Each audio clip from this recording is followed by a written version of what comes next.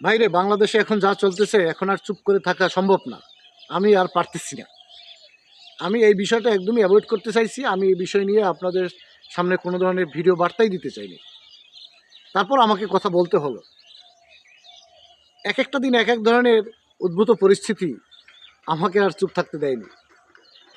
দেখেন, কিছুদিন আগে আসিফ নজরুল স্যার বিদেশে গেলেন। উনি সাধারণ জনগণের তোপের মুখে পড়ে লাঞ্ছিত হলেন।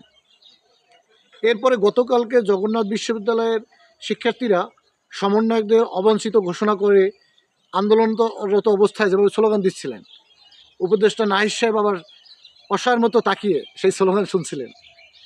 এই নাহিদ সাহেব 2 মাস আগেও জানতেন না এরকম একটা পরিস্থিতি তাকে মোকাবেলা করতে হবে। কি আর করার, বেচারা ভাগ্যে এটাই ছিল হয়তো। আজকে স্বাস্থ্য উপদেষ্টা ব্রিটিশ হাইকমিশনারকে নিয়ে পঙ্গু হাসপাতালে আহত শিক্ষার্থীদের খোঁজখবর নিতে গেলেন।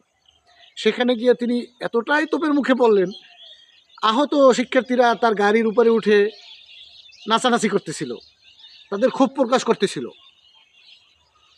এগুলো খুব লজ্জাজনক। এরকম লজ্জাজনক ইতিহাসের সাক্ষী আমরা হতে চাই না।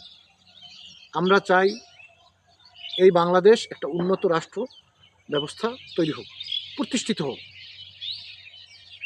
যেখানে সাম্য প্রতিষ্ঠিত হবে, কোনো ধরনের বৈষম্য থাকবে না।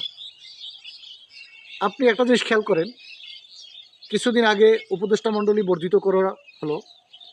সেখানে সংস্কৃতি মন্ত্রণালয়ের দায়িত্ব দেওয়া হলো মোস্তফা সরোয়ার ফারুকী। নাট্যাঙ্গনে এই মোস্তফা সরোয়ার ফারুকী একজন সর্বাধিক জনপ্রিয় ব্যক্তিত্ব। তাকে নিয়েও আবার কিন্তু সাধারণ জনগণের মধ্যে একটা মিশ্র প্রতিক্রিয়া আছে।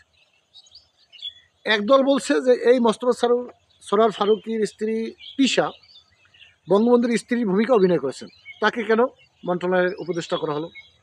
আবার আরেক দল বলতেছেন এই মোস্তফা সরোয়ার ফারুকী তার কাজের মাধ্যমে বাংলাদেশের সমকামিতা সহ বিভিন্ন নেতিবাচক জিনিস উপস্থাপন করতেছেন, তাকে কেন এত গুরুত্বপূর্ণ মন্ত্রণালয়ের দায়িত্ব দেওয়া হলো।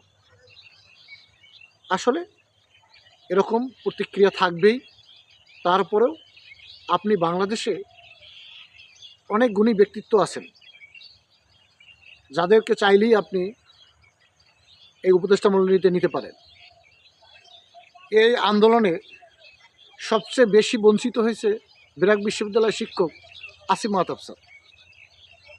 আপনারা চাইলে তাকে উপদেষ্টা মণ্ডলীতে কোনো একটা গুরুত্বপূর্ণ মন্ত্রণালয়ের দায়িত্ব দিতে পারেন।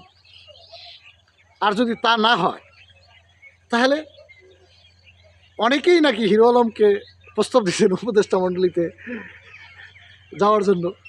দরকার হলে তাকে নেন। তারপরে এইসব সার্কাস যাত্রাপালা বন্ধ হোক। আমরা এগুলো দেখতে দেখতে অতিষ্ঠ। ধন্যবাদ সবাইকে।